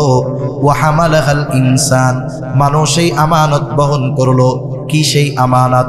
মুফাসসিরিনে কেরাম বলেন, সেই আমানত হলো কোরআন। কেউ কেউ বলেন শরীয়তের সকল বিধিবিধান, একই কথা। তাহলে এই কোরআন তথা শরীয়তের যত হুকুম আহকাম আছে সব আমাদের উপরে আমানত। কেউ যদি আল্লাহ তাআলার আদেশ নিষেধ অমান্য করে, নিঃসন্দেহে সে খেয়ানতকারীদের অন্তর্ভুক্ত হয়ে যায়। সন্তান সন্ততি আমানত, অঙ্গ প্রত্যঙ্গগুলা আমানত, হাত পা চোখ কান আমানত। বলে এর খেয়ানত কেমনে হয়? বলে অঙ্গ প্রত্যঙ্গের গুনাহ করার মাধ্যমে অঙ্গ প্রত্যঙ্গের খেয়ানত হয়। আল্লাহ তাআলা বলেন, ইয়ালামু খাইনাতাল আয়ুন ওয়া মা তুখফিস সুদূর। আল্লাহ তাআলা বলেন, তিনি জানেন তোমরা চোখের কি খেয়ানত করো, শুধু তাই না অন্তরে কি লুকায় রাখো, অর্থাৎ অন্তরের কি খেয়ানত করো সেটাও যিনি জানেন তিনি কে। এই কয়েকটা বিষয় আমরা মনে রাখি। কষ্ট হচ্ছে নাকি আপনাদের? আর বেশি সময় না, অনির্দিষ্ট গন্তব্য কাছে হইলেও দূরে লাগে, অচেনা গন্তব্য কাছে হইলেও দূরে লাগে। 11টা বাজে তো, সর্বোচ্চ 15 মিনিটের মধ্যে শেষ হয়ে যাবে ইনশাআল্লাহ। তাহলে আমি কয়েকটা বিষয় বলছি, আমরা আলোচনা করছি। 1 নাম্বার, লেনদেনের ক্ষেত্রে আমানতদার হব। 2 নাম্বার, কথার ক্ষেত্রে আমানতদার হব। 3 নাম্বার, দায়িত্বের ক্ষেত্রে আমানতদার হব। 4 নাম্বার, সময়ের ক্ষেত্রে আমানতদার হব। 5 নাম্বার, জানের ক্ষেত্রে আমানতদার। 6 নাম্বার, মালের ক্ষেত্রে আমানতদার। 7 নাম্বার, সন্তান সন্ততির ব্যাপারে আমানতদারিতার পরিচয় দিব। 8 নাম্বার, শরীয়তের হুকুম আহকাম বিধিবিধানের ব্যাপারে আমানতদার হব। 9 নাম্বার, আমার অঙ্গ প্রত্যঙ্গের ব্যাপারে আমানতদার হব। ইনশাআল্লাহ বলেন, জোরে বলেন না ইনশাআল্লাহ। অরিজিনাল ইনশাআল্লাহ বলছেন তো, নাকি নার বদলে ইনশাআল্লাহ কইছেন? এ দুনিয়ার মানুষ বাঙালি বহুত চালাক। এক তাবলিগওয়ালা এক গ্রুপ গেছে, মসজিদ থেকে গাছতে বের হইছে। এখন এক গ্রুপ দেখাই দিছে, ওই যে ওদের এসএসসি পরীক্ষা শেষ হয়েছে, 3 মাসের টাইম আছে, একটু দেখেন তাশকিল কইরা টইরা 1 চিল্লা 2 চিল্লা 3 চিল্লায় নেওয়া যায় নাকি। এখন যার যে কাম সে তো সেই কামেই খোঁজে, কয় পাইছি। এবার দল বল নিয়ে পোলাপান একটারে ধরছে, একটাকে ধইরা তাশকিল করতেছে যে আল্লাহর রাস্তায় যাওয়ার জন্য দীর্ঘ সময়। ও লজ্জায় নাও কইতে পারে না, আবার কয় যদি হাঁ কইয়া দেই তাহলে তো বিপদ। চুপ করে বইয়া রইছে, খালি ওয়াজ শুনে। ওপাশ দিয়ে খেলাধুলা বন্ধ। আর একজন ওর কানের কাছে গিয়ে কয় তোরে জীবনেও ছাড়বে না, তাড়াতাড়ি ইনশাআল্লাহ গ। তুই যাস আর না যাস এটা হলো পরের হিসাব, আগে ইনশাআল্লাহ কইয়া বাস। তার মানে অনেক মানুষ, কাছের মানুষ, পরিচিত মানুষ এখন বলছে ভাই আমার এই কাজটা করে দাও, বন্ধু মানুষ তুমি। ও মনে মনে কয় তোর কাজ তো করবো না। এখন না যদি সরাসরি বলে তাহলে একটা খারাপ বিষয় না, কয় ইনশাআল্লাহ। আবার পাবলিকও বোঝে যে বাঙালি ইনশাআল্লাহ কইলে বিশ্বাস নাই, এই জন্য আবার কয় ভাই সত্যি সত্যি করবেন তো, ভাই সত্যি সত্যি করবেন তো। তাইলে বোঝেন ইনশাআল্লাহর যে আজমত, ওজন, আমরা এর অপব্যবহার করে কোথায় নিয়ে গেছি যে ইনশাআল্লাহ বলার পরে একটা মানুষের দৃঢ় বিশ্বাস হওয়ার কথা ছিল যে এই লোকটা তার সর্বস্ব দিয়ে প্রচেষ্টা করবে, আল্লাহ যদি তৌফিক দেয় হবে। আর আমরা ইনশাআল্লাহ বললে আগে সন্দেহ করে, মনে হয় করবে না। ওই ইনশাআল্লাহ কইছেন না অরিজিনালটা কইছেন? আল্লাহ আমাদের তৌফিক দান করেন, আমিন। তাহলে আল্লাহ তাআলা এই আয়াতে নির্দেশ দিয়েছিলেন কয়টা? সামগ্রিক কথা হলো 1 নাম্বার আমানতদার হও। 2 নাম্বার وَإِذَا حَكَمْتُمْ بَيْنَ النَّاسِ أَن تَحْكُمُوا بِالْعَدْلِ, আর তোমরা যখন মানুষের মধ্যে বিচার আচার করবা, ন্যায় বিচার করবা। বিচারক শুধু কোর্টে থাকে না, ঘরেও কিন্তু থাকে। আমরা প্রতিটা মানুষ জীবনের কোনো না কোনো সময় বিচারকের ভূমিকা পালন করা লাগে। অনেক সময় দেখা যায় 2 সন্তানের মধ্যে দ্বন্দ্ব, বিচারক হইল বাপ। অনেক সময় দেখা যায় একটা সন্তানকে প্রাধান্য দিয়ে আর এক সন্তানের উপরে অবিচার করে, এমন বাবা আছে না নাই? এই ক্ষেত্রেও ন্যায় বিচার করতে হবে। তার মানে একেবারে নিম্ন পর্যায় থেকে সর্বোচ্চ পর্যায়ের বিচারের দায়িত্ব যে পাবে, অবশ্যই তাকে ন্যায় বিচার করতে হবে।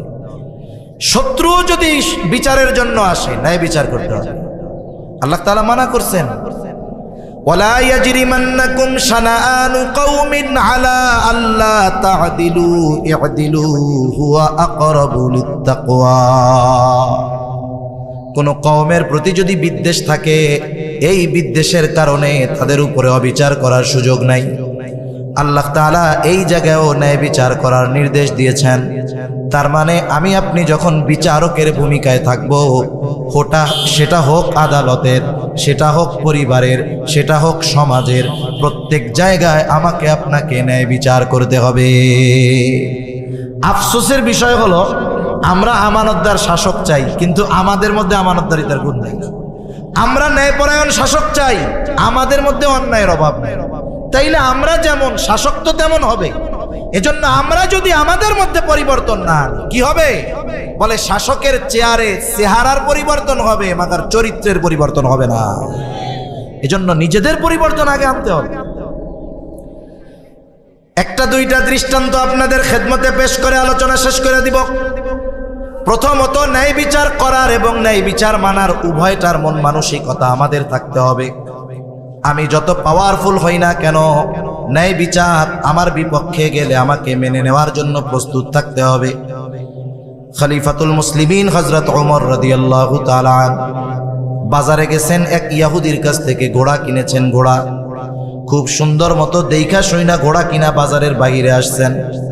বাহিরে এসে যখন ঘোড়াটায় চড়তে গেছেন, দেখেন ঘোড়ার পায়ে সমস্যা। আবার বাজারের মধ্যে গেছেন, গিয়া ইহুদিরে বলে, কি ব্যাপার, তুমি কি ঘোড়া দিয়েছ আমাকে? তোমার ঘোড়ার পায়ে সমস্যা, নাও তোমার ঘোড়াটা ফেরত নাও। ইহুদি বলে, না, ফেরত নিব কেন, আমি তো আপনারে ভালো ঘোড়া দিছি। তর্ক বিতর্ক লাইগা গেছে দুইজনের মধ্যে। কার সাথে কে তর্ক করে? বলে অর্ধজাহানের শাসক ওমর রাদিয়াল্লাহু তাআলা আনহুর সাথে তর্ক করতেছে ইহুদি। দুইজনের তর্ক বিতর্কের এক পর্যায়ে হযরত ওমর রাদিয়াল্লাহু তাআলা আনহু বলেন যে, তোমার আর আমার মধ্যে এই দ্বন্দ্ব নিরসনে তৃতীয় একজনকে ফয়সালাকারী হিসাবে সাব্যস্ত করো। আমি আর তুমি দ্বন্দ্ব করলে চলতেই থাকবে, একজনের ফয়সালাকারী মানো। ইহুদি নিজের ধর্মের কাউকে ফয়সালাকারী মানে নাই। সে দেখে সুরাই বাজারের মধ্যে, বলে খলিফাতুল মুসলিমিন, আমার আর আপনার মধ্যে এই সমস্যার সমাধান দিবে সুরাই মুসলমান। ঠিক আছে, এইবার সুরাইকে বিচারক মানা হলো। সুরাই এবার দুইজনের কথা সমগুরুত্ব সহকারে শুনলেন। বিচারকদের জন্য নবীজির নির্দেশ হলো, যিনি ফয়সালাকারী হবেন তিনি বাদী বিবাদী উভয়ের কথা সমগুরুত্ব সহকারে শুনতে হবে। এরপরে নিরপেক্ষভাবে এই কথার উপরে পর্যালোচনা করে রায় দিতে হবে। উনি দুইজনের কথাই শুনছেন। সর্বশেষ বলতেছে, খলিফাতুল মুসলিমিন, আপনি চান কি? বলে, আমি চাই যে সে আমার ঘোড়া ফেরত নিবে। বলে, সে তো ঘোড়া ফেরত নিতে বাধ্য, সে ঘোড়া ফেরত নিতে বাধ্য, তবে আপনি যখন তার কাছ থেকে ঘোড়া কিনছেন, টাকা পয়সাও তো দিয়া দিছেন, যখন নিয়া বাইর হইছেন বুঝা নিছেন ঘোড়ার অবস্থা কেমন ছিল? বলে, তখন ঘোড়া সব ঠিকঠাক ছিল। সমস্যা কই দিছে? কয়, বাজারের বাইরে গিয়ে উঠতে গেছি আর দেখি পায়ে সমস্যা। তার মানে তার হাত থেকে যখন বুঝে নিছে তখন ঘোড়া ঠিক ছিল। এরপরে বাজারের বাইরে চলে গেছে, তার মানে কেনা বেচার মজলিস থেকে বাইর হয়ে গেছে। যদি কেনা বেচার মজলিস ওই জায়গায় উপস্থিত থাকা অবস্থায় টাকা দিয়া দিছে, উনি ঘোড়া বুঝা নিছে, এরপরে দেখে সমস্যা, ইহুদি ফেরত নিতে বাধ্য। কিন্তু বেচা কেনার মজলিস থেকে বাহিরে চলে গেছে। এখন বলতেছে যে, শুনেন, ও ঘোড়া ফেরত নিতে বাধ্য, তবে আপনি তো তার কাছ থেকে একেবারে ভালো ঘোড়া বুঝে নিয়েছেন, ও ফেরত নিবে বাধ্য, তবে যেমন ঘোড়া নিয়েছেন তেমনটাই তাকে ফেরত দিতে হবে। রায় গেছে খলিফাতুল মুসলিমিনের পক্ষে না বিপক্ষে? এবার চুপ হয়ে গেছে। একটু পরেই বলতেছে, হ্যাঁ, এটাই ন্যায় বিচার। কি বলতেছে? এটাই ন্যায় বিচার। রায় বিপক্ষে গেছে, বলতেছে এটা ন্যায় বিচার। অর্ধজাহানের শাসক। আমাদের দেশে কোনো বিচারক যদি কোনো রায় দেয়, প্রেসিডেন্ট, প্রধানমন্ত্রী, কোনো মন্ত্রী, এমপি না, এলাকার পাতি নেতার বিরুদ্ধে গেলে বিচারকের জান যায় যায় অবস্থা। অথচ রায় দিয়েছে একজন সাধারণ মানুষ খলিফাতুল মুসলিমিনের বিপক্ষে।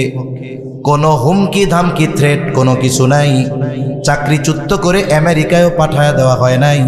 খলিফাতুল মুসলিমিন এই ন্যায় বিচারে খুশি হয়ে সুরাইকে বলতেছে, সুরাই, আজই চলে যাও কুফায়, প্রধান বিচারকের আসন ফাঁকা, তোমাকে আমি নিয়োগ দিয়ে দিলাম, আজ থেকে তুমি কুফার প্রধান বিচারক। চলে গেছে কুফায়। ওমর রাদিয়াল্লাহু তাআলা আনহুর সময়, উসমান রাদিয়াল্লাহু তাআলা আনহুর খেলাফতকাল, আলী রাদিয়াল্লাহু তাআলা আনহুর খেলাফতকাল, আমিরে মুআবিয়া রাদিয়াল্লাহু তাআলা আনহুর সময়কাল, একেবারে সুখ্যাতির সাথে অনেক ঐতিহাসিক ফয়সালা কাজী সুরাইহের মাধ্যমে এসেছে। এই ধরনের বিচারক রায় গেছে খলিফার বিপক্ষে, খলিফা রাগ হয়নি, মাইনা নেওয়ার মন মানসিকতা ছিল। আর তাদেরও ন্যায় বিচার করার ইচ্ছা ছিল যে যে হয় হোক, রায় যদি বিপক্ষে যায় আমার রায় দিতে কি আসে যায়, আমি ন্যায় বিচার করতেছি। হযরত আলী রাদিয়াল্লাহু তাআলা আনহু ইসলামের রাজধানী মদিনা থেকে কুফায় স্থানান্তরিত হলো। হযরত আলী রাদিয়াল্লাহু তাআলা আনহু একদিন কোথাও যাচ্ছিলেন, ঘোড়ার পেছনে বাঁধা ছিল ওনার লৌহ বর্ম, আধুনিক হলো বুলেট প্রুফ জ্যাকেট। লৌহ বর্মটা পড়ে গেছে, তাড়াহুড়ো করে যাচ্ছেন, তিনি টের পান নাই। এক ইহুদি এটারে খুঁজে পেয়েছে, বাড়িতে লুকায় রাইখা কয়েকদিন পরে একটু পরিষ্কার টরিষ্কার কইরা বাজারে বিক্রি করতে এনেছে। যার মাল যতই রং করা হোক মোটামুটি সে চিনে ফেলতে পারে। হযরত আলী রাদিয়াল্লাহু তাআলা আনহু বাজারে এসে দেখে ওনার সেই লৌহ বর্ম, ধরছে গিয়া ইহুদিরে, ওই এটা আমার, তুমি চুরি করছো। ইহুদি কয় আমার। আলী রাদিয়াল্লাহু তাআলা আনহু বলে আমার। এইবার দুজনে এই বিষয় নিয়ে চলে গেলেন কাজী সুরাইয়ের কাছে, ফয়সালা দিবেন। কাজী সুরাই দুইজনের কথা শুনলেন। হযরত আলী রাদিয়াল্লাহু তাআলা আনহু বলে, এটা আমার মাল আছে ইহুদির হাতে, আর ইহুদিও বলে আমার। আলী রাদিয়াল্লাহু তাআলা আনহু দাবি করে আমার। এইবার এই দাবির সপক্ষে কমপক্ষে দুইজন সাক্ষী দরকার। কাজী সুরাই বলে, খলিফাতুল মুসলিমিন, এই লৌহ বর্ম যে আপনার, এই ব্যাপারে আপনার সাক্ষী আছে নাকি? বলে হ্যাঁ আছে। নিয়ে আসছে হযরত হাসান রাদিয়াল্লাহু তাআলা আনহুকে আর ওনার একজন গোলামকে, এই যে আমার সাক্ষী এই দুজন। কাজী সুরাই বলতেছে, খলিফাতুল মুসলিমিন, পিতার ব্যাপারে পুত্রের সাক্ষ্য, গোলাম মনিবের ব্যাপারে গোলামের সাক্ষ্য গ্রহণযোগ্য নয়। এইবার উনি হাসান রাদিয়াল্লাহু তাআলা আনহুর ফজিলত বর্ণনা করতেছে। নবীজি বলছে, হাসান হুসাইন রাদিয়াল্লাহু তাআলা আনহুমা এই দুইজন হলো জান্নাতের যুবকদের সর্দার। এই কথাও বলছে, কাজ হয় নাই। সুরাই তার বিষয়ের উপরে অটল, রায় চলে গেছে ইহুদির পক্ষে, খলিফাতুল মুসলিমিনের বিপক্ষে। উনি হাসতেছে, বলে আমার আর কোনো সাক্ষী নাই। এইবার ইহুদি তার লৌহ বর্ম নিয়ে হাঁটা ধরছে। খলিফাতুল মুসলিমিন অন্য বিষয়ে সুরাইয়ের সাথে আলোচনা করতেছে, কারণ বিচার এই পর্যন্ত শেষ। থ্রেট দিচ্ছেন না, জয় মিয়া, আমি খাতুনে জান্নাতের স্বামী, নবীজির চাচাতো ভাই, আমার দুই পোলা জান্নাতের যুবকদের সর্দার, ধর্মিয়া আমি মিথ্যা কথা কই নাকি? আমার বিপক্ষে রায় দিছো? এই সব কোনো কথা নয়। রায় হইছে, বিপক্ষে গেছে, শেষ, আর কোনো কথা নেই। অন্য বিষয় আলোচনা করতেছে। আর ইহুদি চিন্তা করে, হায় রে, এইরকম ন্যায় বিচার করলো, কাইডা রাইখা দিলে আমি কি কিছু কইতাম ডরে? আসলে তো আমি পাইছি।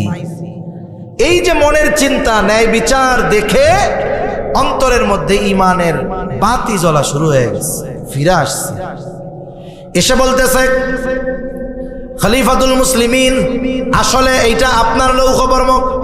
আপনি একদিন কোথাও যাচ্ছিলেন, দ্রুততার সাথে খেয়াল করেন নাই, পেছন থেকে পড়ে গেছে, আমি কুড়িয়ে পেয়েছি। এটা আপনারই লৌহ বর্ম, ফেরত নেন।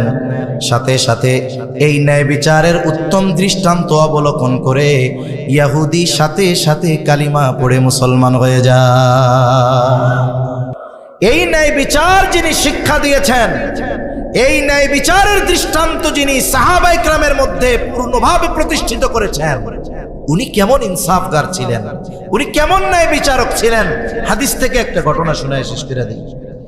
রাসূল সাল্লাল্লাহু আলাইহি ওয়াসাল্লামের দরবারে এক মহিলা চুরি করছে, তার হাত কাটা হবে। মহিলা আবার কুরাইশ বংশের। কুরাইশ বংশের তিনটা শাখা ছিল সবচাইতে সম্মানিত, হাশেমি, উমাইয়া আর মাখজুম গোত্র। এই তিনটা গোত্র কুরাইশ বংশের। নবীজি সাল্লাল্লাহু আলাইহি ওয়াসাল্লাম কুরাইশ বংশের হাশেমি গোত্রে জন্মগ্রহণ করেছেন। জিবরাইল আলাইহিস সালাম বলেন, আমি পূর্ব থেকে পশ্চিম, উত্তর থেকে দক্ষিণ সমগ্র পৃথিবী ভ্রমণ করেছি। কুরাইশ বংশের হাশেমি গোত্রের মতো সম্মানী গোত্র এ পৃথিবীতে আর কোথাও পাই নাই। সুবহানাল্লাহ। এখন এই কুরাইশ বংশের হাশেমি গোত্রের একজন, মাখজুম গোত্রের একজন নারী চুরি করছে, তার হাত কাটা হবে। রাসূল সাল্লাল্লাহু আলাইহি ওয়াসাল্লাম হুজরার ভিতরে, জাহেলিয়াতের কিছু বদ অভ্যাস আমাদের এই সময়ও আছে। মনে করেন কথার কথা, আপনাদের এলাকায় কি কি বংশ আছে? চৌধুরী আর কি কি আছে? হ্যাঁ, চৌধুরী, ভুইয়া আছে। মনে করেন কথার কথা, কেউ আবার কষ্ট পায় না, বোঝানোর জন্য কইতেছে। মনে করেন ভুইয়া গোষ্ঠীর এক ব্যক্তি চুরি করছে। ভুইয়া গোষ্ঠীর যেই ব্যক্তি চুরি করছে, চুরির দায় পুরা ভুইয়া গোষ্ঠীর উপর না শুধু ওই ব্যক্তির উপর? আমাদের অভ্যাস কি জানেন? যে ওই ব্যক্তির উপরেই শুধু চুরির দায়, পুরা ভুইয়া গোষ্ঠীর উপরে নয়। এখন চুরি করছে ভুইয়া গোষ্ঠীর লোক, কিন্তু সবাই তো চোর না। আমাদের অভ্যাস কি, ওই ব্যক্তির অপরাধকে সামনে এনে ভুইয়া গোষ্ঠীর অন্য লোক যদি দেখি, ও চোরের গোষ্ঠীর লোক, এরকম পুরা গোত্র বংশ ধরে চোর হিসাবে অপবাদ দেওয়ার মতো প্রচেষ্টা করে কি করে না? এটা জাহেলিয়াতের সময়ের কাজ। ওরা এই কাজ করতো। সাহাবায়ে কেরাম তো শুধু নবীকে ভালোবাসে না, নবীর বংশরেও তো ভালোবাসে, বংশের লোকদের ভালোবাসে। চিন্তা করতেছে, কুরাইশ বংশের মহিলার যদি চুরির কারণে হাত কাটা যায়, ইহুদিরা একবারে গলা ছাইড়া কইব, দেখ নবীর বংশের মহিলা চোর। এই কথাটাও সাহাবায়ে কেরামের সহ্য হবে না। মূলত এই মহাব্বতে চিন্তা করতেছে এই মহিলার শাস্তিটা যদি একটু কমায় দেওয়া যেত। এই মহিলা যে কুরাইশ বংশের, নবীজি মনে হয় জানে না রে, জানলে মনে হয় একটু কিছু হইতো। এখন নবীজির কাছে খবর পৌঁছানোর দরকার যে মহিলা কুরাইশ বংশের, কারে দিয়া পাঠাবে? যায়েদ রাদিয়াল্লাহু তাআলা আনহুর ছেলে ওসামা ছোট, ওরে শিখাইয়া দিছে, তুমি তোমার নানার কাছে গিয়া বলবা, নানা যেই মহিলা চুরি করছে না এটা কুরাইশ বংশের মহিলা। ছোট মানুষ যা শিখাই দিছে হুবহু তাই গিয়ে নবীজির কাছে বলছে। অনেক সময় অনেক মা বাবা ছোটদেরকে শিখাইয়া দেয়, ও মাদ্রাসায় যায় নাই অথবা স্কুলে যায় নাই, পরের দিন ভয়ে আর যাইতে যায় না। এখন মা শিখাইয়া দেয় বা বাপ শিখাইয়া দেয়, তুমি মাদ্রাসায় যাও, হুজুর কিছু বলবে না। যদি কিছু বলে জিজ্ঞাসা করে, বলবা তোমার পেট ব্যথা হয়েছিল এই জন্য আসো নাই। এখন ওই বাচ্চা গেছে মাদ্রাসায় গেছে, হুজুর জিজ্ঞাসা করে তুমি আসো নাই কেন কালকে? বলে হুজুর আমার পেটে ব্যথা হয়েছিল। হুজুরও চালাক, জিজ্ঞাসা করে তোমার পেটে ব্যথা হয়েছিল কইছে কে? কয় আমার আম্মু কইছে। ছোট মানুষ না, যেইভাবে শিখাই দিছে এইভাবে গিয়াই বলছে। নবীজি তো বুঝতে পারছে যে এই কথা ও নিজের থেকে বলে নাই, কেউ শিখাই দিছে। হুজরা থেকে নবীজি বের হলেন। নবীজি এবার বলতেছে, তোমরা কি আমাকে এমন বিষয়ের ব্যাপারে সুপারিশ করতেছো যেই বিষয়ের সুপারিশ, যেই বিষয়ের শাস্তি কার্যকর করার নির্দেশ আল্লাহ তাআলা দিয়েছেন? তোমরা কি আমাকে এমন বিষয়ের জন্য সুপারিশ করতেছো? এইবার নবীজি খুতবা দিলেন, বলেন তোমাদের পূর্বে বহু সম্প্রদায়কে এই কারণে ধ্বংস করে দেওয়া হয়েছে যে তাদের মধ্যে যখন কোনো সম্ভ্রান্ত ব্যক্তিকে চুরির অপরাধে আটক করা হতো, এই যে সম্ভ্রান্ত ব্যক্তি চুরি করছে এই কারণে তাকে ছেড়ে দেওয়া হতো। সে সম্ভ্রান্ত ব্যক্তি, ওনরা এমপি মন্ত্রী ছিলেন, মানুষ মারছেন, এই জন্য জেলখানার থেকে বের হয় মারওয়ালা পাঞ্জাবি গায়ে দিয়া, হাতের মধ্যে হাতকড়া নাই, পায়ের মধ্যে বেড়ি নাই, অথচ প্রকাশ্যে শত শত মানুষ হত্যার সাথে এরা জড়িত, কিন্তু এদেরকে হাত করা পড়ানো হয় না, একেবারে ভাঁজ করা মার দেওয়া পাঞ্জাবি বাবুর মতো জেলখানা থেকে আদালতে আনে। আর আমরা দেখেছি বিগত সময় উলামায়ে কেরামকে বিনা অপরাধে আটক করা হয়েছে। একজনরে কেন জেলখানায় নিছে, আটক করছে, সেও জানে না যে কেন নিছে। যারা দৈরা নিছিল তারাও জানে না হুজুরে কেন ধরলাম। তার মানে বিনা অপরাধে জেলখানায় নিয়ে পায়ে বেড়ি, হাতে হাত কড়া, মাজায় লোহার শিকল পরায়া, বেঁধে বেঁধে রশি দিয়ে টেনে টেনে, মাথায় হেলমেট পরায়া, বুকে বুলেট প্রুফ জ্যাকেট পরায়া, কেমন যেন বিশ্বের সবচাইতে বড় অপরাধী এইভাবে নেওয়া হয়েছে শুধুমাত্র আলেম হওয়ার কারণে। আর ওই জালেমগুলো প্রকাশ্য মানুষ হত্যার মদতদাতা হওয়ার পরেও এদের ব্যাপারে কোনো ধরনের ব্যবস্থা গ্রহণ করা হচ্ছে না। যারা এখন রাষ্ট্রের দায়িত্বে আছে, ওরা যদি অপরাধীদের সাথে ওই ধরনের আচরণ না করে, তাদেরকে যদি রেসপেক্ট প্রদর্শন করে, নতুন আযাবের অপেক্ষা করতে থাকো। সেজন্য অপরাধীর সাথে কোনো বৈষম্য চলবে না, অপরাধের আলোকে তার সাথে ব্যবহার করতে হবে, কারণ এটা তার প্রাপ্য, এটার উপযুক্ত সে। ওই সময়ও করা হইতো সম্ভ্রান্ত মানুষ, এরে কি চুরির অপরাধে শাস্তি দেওয়া যায়? সেটা দাও। আবার একই অপরাধে যখন কোন দুর্বল মানুষকে আটক করা হতো, তার উপরে হাদ কায়েম করা হতো, শাস্তি কায়েম করা হতো, শাস্তি দেওয়া হতো। নবীজি বলেন এই কারণে তোমাদের পূর্বে বহু সম্প্রদায়কে আল্লাহ ধ্বংস করে দিয়েছেন। নবীজি এইবার বলেন ওয়াইমুল্লাহ, আল্লাহর শপথ, লাউ আন্না ফাতিমাতা বিনত মুহাম্মদ সারাকাত লাকাতআতু ইয়াদাহা। নবীজি বলেন আল্লাহর কসম, মুহাম্মাদের কন্যা ফাতেমাও যদি চুরি করত অবশ্যই আমি তার হাত কেটে দিতাম। এইরকম ন্যায় বিচারের সবচাইতে উত্তম উপমা দৃষ্টান্ত রাহমাতুল লিল আলামিন রেখে গিয়েছেন। সেই জন্য আমানতদারিতা এবং এই ন্যায় পরায়ণতা, ইনসাফ, ন্যায় বিচার পরিপূর্ণভাবে যখন প্রতিষ্ঠিত না হবে, যতক্ষণ প্রতিষ্ঠিত না হবে ততক্ষণ পর্যন্ত পরিপূর্ণ শান্তি আসবে না। আর এই কোরআনুল কারীমের শাসন ব্যবস্থা যতদিন এই পৃথিবীতে প্রতিষ্ঠিত না হবে, আল্লাহর কসম যত তন্ত্র মন্ত্র আছে ওগুলোর দ্বারা পরিপূর্ণ আমানতদারিতা আর ইনসাফ পাওয়া যাবে না। আল্লাহ তাআলা এই দুই বিষয়ের আদেশ করে নিজের ওয়াজের প্রশংসা নিজে করতেছেন। একটু সময় বেশি হচ্ছে, শেষ আর কি, মূল কথা শেষ। বল খেলায় ইনজুরি টাইম আছে না, 90 মিনিটের পরে 5 মিনিট আছে না, তাহলে সেই ইনজুরি টাইম চলতেছে ধরেন।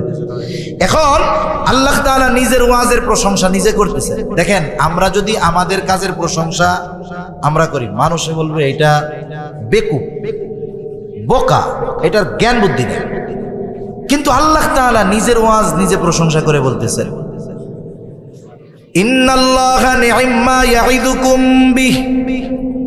কতই না সুন্দর ওয়াজ আল্লাহ তাআলা করলেন। তার মানে এই দুইটা বিষয়ের নসিহতকে আল্লাহ তাআলা সুন্দর ওয়াজ বলে বলেছেন। কতই না সুন্দর ওয়াজ তিনি করলেন, আসলেও সুন্দর ওয়াজ। আবার এরপরে আল্লাহ তাআলা কেমন যেন বলেন, গোলাম এত সুন্দর ওয়াজ আমি তোমাদের করলাম, এই সুন্দর ওয়াজগুলো শ্রবণ করবার পরে, জানবার পরে তোমরা এই ওয়াজের উপরে আমল করো কি করো না, আমি আল্লাহ কিন্তু দেখি। এই ওয়াজ শ্রবণ করবার পরে কি আলোচনা সমালোচনা করো, আমি আল্লাহ কিন্তু তাও শুনি। কেন? বলে ইন্নাল্লাহা কানা সামিআম বাসীরা, নিশ্চয়ই আল্লাহ তাআলা সর্বশ্রোতা সর্বদ্রষ্টা। এই জন্য আজকে আমাদের প্রতিজ্ঞা হবে যে আমরা পরিপূর্ণ আমানতদার হব, ন্যায়পরায়ণ হব ইনশাআল্লাহ। আল্লাহ তাআলা আমাদের সকলকে আল্লাহ তাআলার বলা এই সুন্দর দুইটি গুণে গুণান্বিত হওয়ার তৌফিক দান করেন, আমিন। ওয়া আখিরু দাওয়ানা আনিল হামদুলিল্লাহি রাব্বিল আলামিন।